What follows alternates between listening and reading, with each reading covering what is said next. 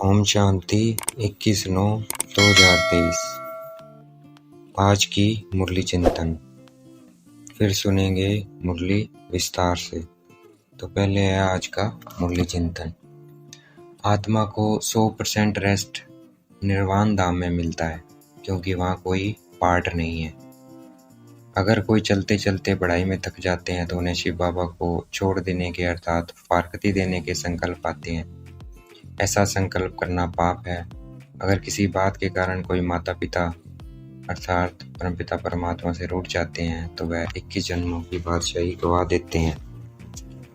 भक्ति में मनुष्य दर दर भटकते हैं, पहाड़ों पर टिकाणे मंदिरों मस्जिदों में गाते हैं।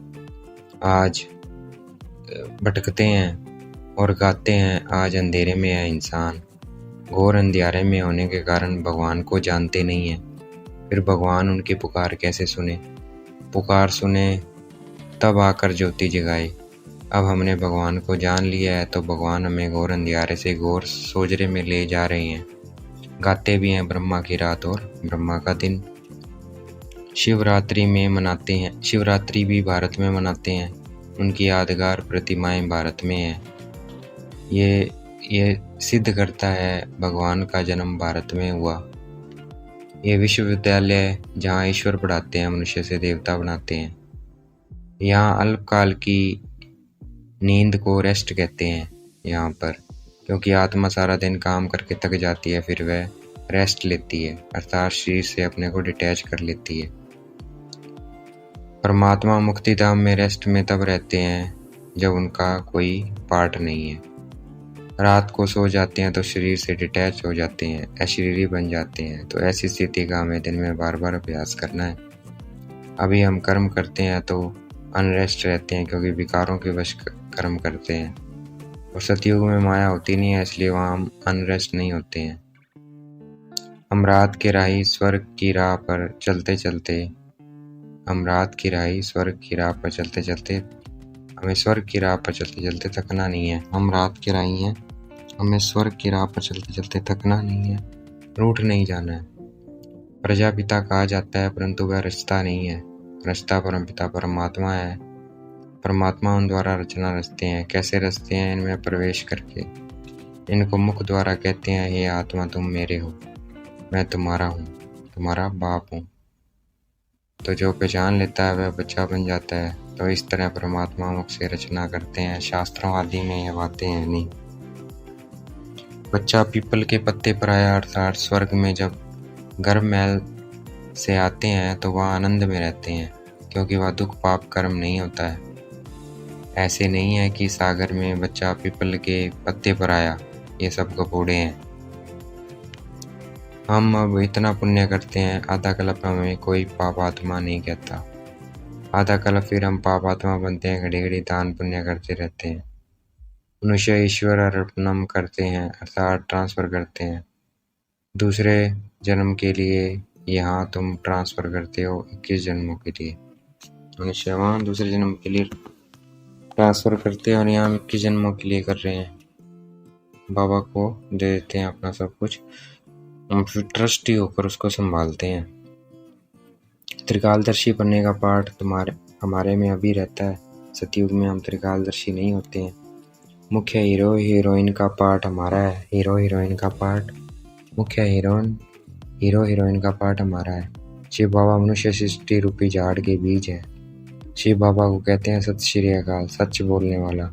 उनको कोई काल नहीं खाता है, उनको कहा जाता है कालों का काल। मनुष्य से देवता की एक करतना लागी वार, यह परमात्मा के लिए कहा गया है। आज का वरदान, कंबाइंड रूपधारी बन सेवा में खुदाई जादू का अनुभव करने वाले खुदाई खिदमतकार। कंबाइंड रूपधारी बन सेवा में खुदाई जादू का अनुभव करने वाले खुदाई खिदमतकार भव। आज का स्लोगन, कर्मयोगी बनना है तो कमल आसनधारी न्यारे अर्थात न्यारे और प्यारे बनो। कर्मयोगी बनना है तो कलम आसनधारी न्यारे और प्यारे बनो। अब मुरली विस्तार से। 21/9/2023। प्रातः मुरली। ओम शांति। बाप दादा मधुबन। मीठे बच्चे। हाँ मीठे बाबा, जब तक आत्मा पार्ट में है तब तक उसे 100% रेस्ट मिल नहीं सकती। रेस्ट मिलती है निर्वाण धाम में, वहाँ कोई पार्ट नहीं। आज की मुरली का प्रश्न, जो बच्चे चलते चलते पढ़ाई से थक जाते हैं उन्हें फिर कौन से संकल्प आते हैं जो विकल्प का रूप ले लेते हैं? उत्तर, उन्हें बाप को छोड़ देने के अर्थात फारकती देने के संकल्प आते हैं। बाबा कहते हैं ये संकल्प आना भी विकल्प है, ऐसे संकल्प करना भी पाप है। पढ़ाई न पढ़ना माना ही थक जाना, ऐसे बच्चे अपना खाना खराब कर देते हैं। अगर किसी बात के कारण कोई माता पिता से रूठ जाते हैं तो वह 21 जन्मों की बादशाही गवा देते हैं। आज की मुरली का गीत है, आज अंधेरे में है इंसान। ओम शांति। यह है भक्ति का गीत। वह प्रार्थना किसके पास प्रार्थना करते हैं? भगवान के पास। परंतु घोर अंधियारे में होने के कारण भगवान को जानते ही नहीं है। तो अब सुने कौन? जब भगवान उन्हों की पुकार सुने तब आकर ज्योति जगाए। परंतु बच्चे भगवान को जानते ही नहीं हैं तो सुनेंगे फिर कैसे? अभी तुम सम्मुख बैठे हो, भगवान तुमको घोर अंधियारे से घोर सोजरे में ले जा रहे हैं। गाते भी हैं ब्रह्मा की रात और ब्रह्मा का दिन। रात में दर दर भटकते भी बहुत हैं, पहाड़ों पर, टिकाणों, मंदिरों, मस्जिदों में जाते हैं, परंतु भगवान मिलेगा कहाँ? भगवान का जन्म भी भारत में मनाते हैं, शिवरात्रि कहते हैं ना, बरोबर उनकी यादगार प्रतिमाएं भी भारत में हैं, परंतु समझते नहीं है कि वह कब आते हैं। बिल्कुल घोर अंधियारे में है। अभी तुम घोर अंधियारे में नहीं हो, तुम नंबरवार पुरुषार्थ अनुसार सोजरे में आते जाते हो। तुम बच्चे जानते हो यह सारी सृष्टि की रचना कौन और कैसे करते हैं। तुम यहाँ आए हो ईश्वरीय विश्वविद्यालय में, जहाँ ईश्वर पढ़ाते हैं, मनुष्य से देवता बनाते हैं। यह नॉलेज तुम्हारे में भी नंबरवार समझते हैं।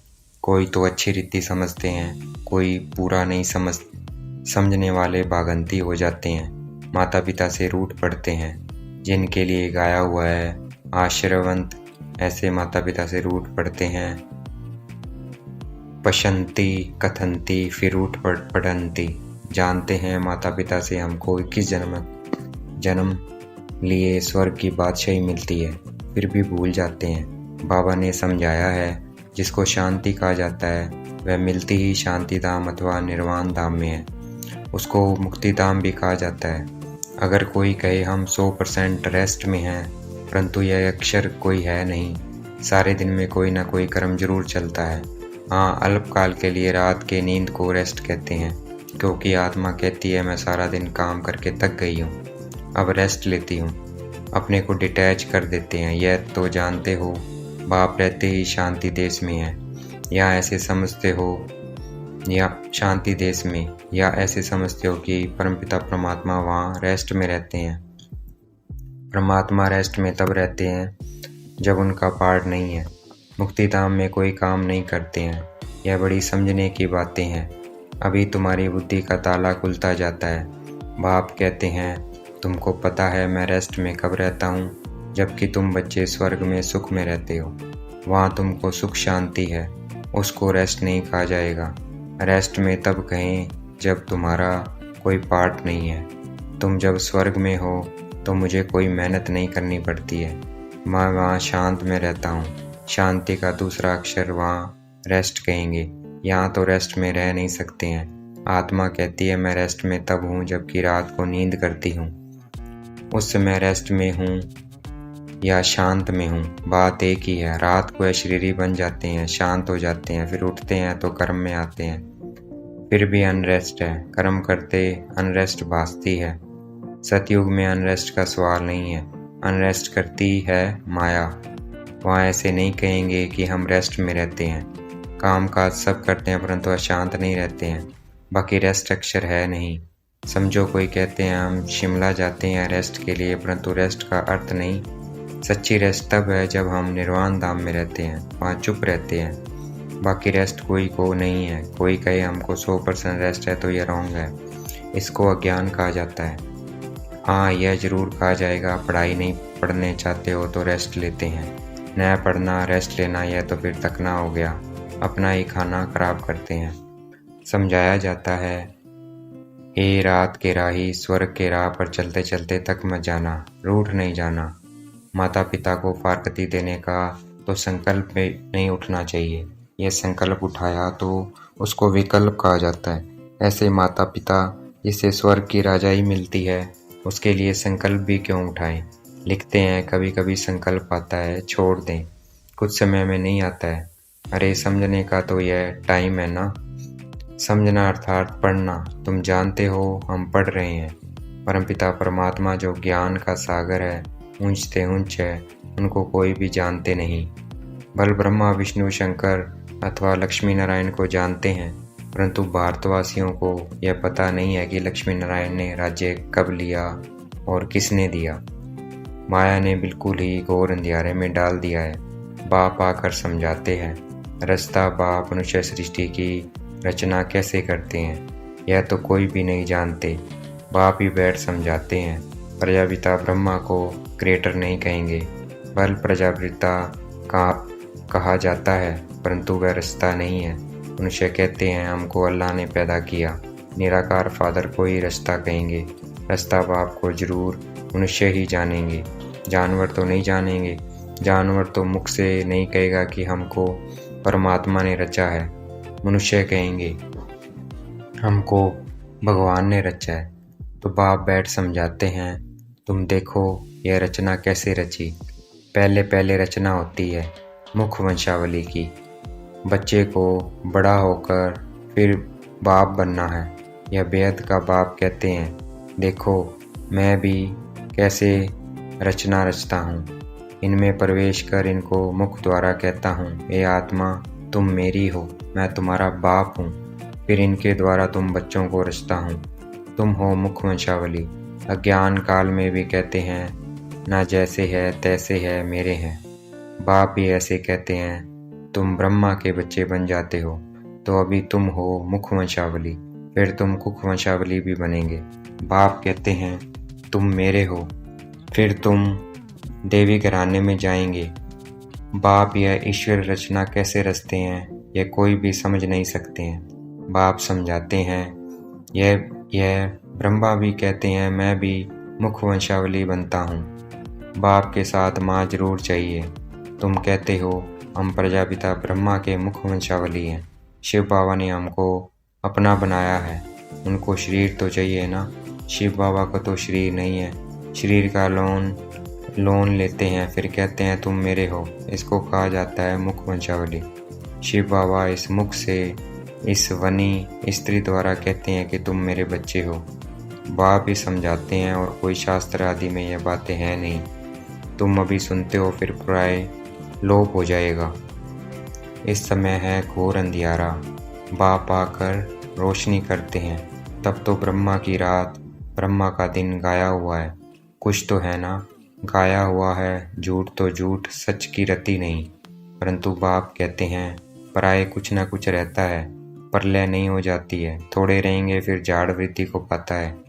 मनुष्य ने फिर महाप्रलय दिखाई है, परंतु महाप्रलय कभी होती नहीं। ऐसे नहीं होता जो सागर में बच्चा पीपल के पत्ते पर आए। यह सब कपोड़े हैं। बाप ने समझाया है, तुम जब गर्भ महल से आते हो तो वहाँ आनंद में रहते हो, वहाँ दुख पाप कर्म होता नहीं है, वह है ही पुण्य आत्माओं की दुनिया। यह है पाप की दुनिया। यहाँ सब कुछ त्याग कर तुम सदा पुण्य आत्मा बनते हो। तुम इतना पुण्य करते हो जो आधा कल्प तुमको कोई पाप आत्मा नहीं कहेंगे। तुम अविनाशी पुण्य आत्मा बन जाते हो, यहाँ फिर आधा कल्प पाप आत्मा कहेंगे। घड़ी घड़ी दान पुण्य करते रहते हैं। भारत को कंप्लीट धर्मात्मा कहा जाता है। भारत में दान पुण्य करते हैं। तुम जानते हो यह दुनिया हम छोड़ने वाले हैं, फिर आना नहीं है। इस दुनिया की सामग्री तुम ट्रांसफ़र करते हो नई दुनिया के लिए। मनुष्य ईश्वर अर्पणम करते हैं, अर्थात ट्रांसफ़र करते हैं दूसरे जन्म के लिए। यहाँ तुम ट्रांसफ़र करते हो 21 जन्मों के लिए। तो बहुत चाहिए ना। तुमसे सारी कीचड़ पट्टी लेकर नया देते हैं, पुराना लेकर सोने का देते हैं। तुम सच्चाई से बाप को देते हो, बाप भी तुमको सब कुछ देते हैं। तुम्हारा पाठ जो चलता आया है यह ड्रामा में था, सबने घर बार छोड़ा। नहीं तो गौशाला कैसे बने, मनुष्य तो नहीं जानते भट्टी कैसे बनती है। वह तो दिखाते हैं बिल्ली के पुंगरे आदि थे। यह सब ज्ञान तुम बच्चों को अभी है, फिर वहाँ यह ज्ञान नहीं रहेगा। हम ऐसे 21 जन्म राज्य करेंगे फिर गिरेंगे, वहाँ यह ज्ञान नहीं रहता है। त्रिकालदर्शीपने का पाठ तुम्हारे में अभी रहता है। मुख्य हीरो हीरोइन का पाठ तुम्हारा ही है, और कोई का पाठ नहीं है। असुर से देवता, फिर देवता से असुर, तुम भारतवासी ही बनते हो। बाकी तो है बीच के बाई प्लाट्स। नाटक में बीच में फिर हंसी गुड़ी का खेल भी करते हैं ना। नाटक में बीच में फिर हंसी गुड़ी का खेल भी करते हैं ना। आधा कल्प बाद देवी देवता धर्म प्राय लोप हो जाता है। तुम्हारी बुद्धि में यह सारा चक्कर फिरता रहता है। तब तो तुम समझाते हो ना, परमपिता परमात्मा भी परमात्मा है, परम धाम में रहने वाला। बाप कहते हैं मेरे में सारा ज्ञान है, मैं मनुष्य सृष्टि का बीज रूप चैतन्य हूँ। वह तो जड़ बीज होते हैं, शिव तो चैतन्य है, उनकी प्रतिमा पूजी जाती है। आजकल गवर्नमेंट झाड़ों की सैंपलिंग लगाती है, यह है चैतन्य बीज। मनुष्य सृष्टि रूपी झाड़ के बीज कहते हैं मुझे सारे झाड़ की नॉलेज है। तो जब कोई कहते हैं 100% रेस्ट में है, तो समझना चाहिए कि 100% रेस्ट तो कभी मिलती नहीं। हाँ, ऐसे कहेंगे स्वर्ग में 100% पवित्रता सुख शांति रहती है, नाम ही है स्वर्ग। बाप को कहते हैं सत श्री अकाल, सच बोलने वाला। उनको कोई काल नहीं खाता है, उनको कहा जाता है कालों का काल। बाप कहते हैं यह अच्छी दुनिया है, इस भंबोर को आग जरूर लगनी है। तुम बच्चे जानते हो यह महाभारत लड़ाई है, महाकल्याणकारी है। मनुष्य यज्ञ रचते हैं कि शांति हो जाए, गोया समझते हैं स्वर्ग के गेट्स न खुले। तुम तो ताली बजाते हो भंबोर को आग लगे तो हम नई दुनिया वैकुंठ में जाएं। यह विनाश ज्वाला इस रुद्र ज्ञान यज्ञ से ही प्रज्वलित हुई है। जो बाप के बनेंगे वही स्वर्ग के मालिक बनेंगे। बाकी सबको हिसाब किताब चुकता कर वापस जाना है। तुम जानते हो, अब वापस मुक्तिधाम में जाकर फिर अपना पाठ रिपीट करना है। सतयुग में यह इतने सब देवी देवताएं कहाँ से आए, मनुष्य से देवता किए करत न लागी वार। तुमको कोड़ी से हीरे जैसा पतित से पावन बनाते हैं। जितना जो नॉलेज धारण करेंगे उतना पद पाएंगे। राजधानी स्थापन हो रही है, तुम जानते हो। हम अपने लिए स्वर्ग की स्थापना कर रहे हैं श्रीमत पर। अगर श्रीमत से कोई रूठ कर अपनी मत पर चले तो वह रावण मत हो जाएगी। इसलिए कदम कदम पर तुम श्रीमत लेते रहो। बाप जीते जी तुमको ट्रस्टी बनाते हैं। अच्छा, मीठे मीठे सिखल दे बच्चों प्रति माता पिता बाप दादा का याद प्यार, और गुड मॉर्निंग। रूहानी बाप की रूहानी बच्चों को नमस्ते। हम रूहानी बच्चों की रूहानी बाप दादा को याद प्यार और नमस्ते। दाना के लिए मुख्य सार, कंप्लीट दानी बनना है। सच्चाई से सब बाप को अर्पण कर नई दुनिया के लिए ट्रांसफ़र कर देना है। जीते जी ट्रस्टी बनना है। कदम कदम पर बाप से श्रीमत लेनी है। कभी भी श्रीमत से रूठ मनमत पर नहीं चलना है। आज का वरदान देखना है शिव बाबा को, बाप दादा को। उन्होंने मस्तक पर हाथ रखा हुआ है और वो हमें वरदान दे रहे हैं। कंबाइंड रूपधारी बन सेवा में खुदाई जादू का अनुभव करने वाले खुदाई खिदमतगार भव। कंबाइंड रूपधारी बन सेवा में खुदाई जादू का अनुभव करने वाले खुदाई खिदमतगार भव। स्वयं को सिर्फ सेवादारी नहीं लेकिन ईश्वरीय सेवादारी समझकर सेवा करो। इस स्मृति से याद और सेवा स्वतः कंबाइंड हो जाएगी। जब खुदा को खिदमत से जुदा कर देते हो, जब खुद को खिदमत से जुदा कर देते हो तो अकेले होने के कारण सफलता की मंजिल दूर दिखाई देती है। इसलिए सिर्फ खिदमतगार नहीं लेकिन खुदाई खिदमतगार हूँ, यह नाम सदा याद रहे। तो सेवा में स्वतः खुदाई जादू भर जाएगा और संभव भी संभव हो जाएगा। आज का स्लोगन, कर्मयोगी बनना है तो कमल आसनधारी, न्यारे और प्यारे बनो। कर्मयोगी बनना है तो कमल आसनधारी अर्थात न्यारे और प्यारे बनो। अच्छा, ओम शांति। शुक्रिया मीठे बाबा, शुक्रिया।